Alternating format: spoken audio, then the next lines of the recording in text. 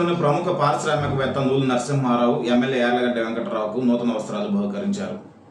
Gannavaram MLA Yarlagadda వెంకటరావుకు నూతన వస్త్రాలు బహుకరించిన హనుమాన్ జంక్షన్లోని ప్రముఖ పారిశ్రామికవేత్త అన్నపూర్ణ ఏజెన్సీస్ అధినేత నూలు నరసింహారావు బాపులపాడు మండలం బాపులపాడు గ్రామంలో ఇది మంచి ప్రభుత్వం కార్యక్రమంలో గన్నవరం ఎమ్మెల్యే యార్లగడ్డ వెంకటరావు పాల్గొనగా కార్యక్రమం అనంతరం బాపులపాడు గ్రామంలోని ఇందిరానగర్లో నూలు నరసింహారావు నివాసానికి వెళ్లడం జరిగింది.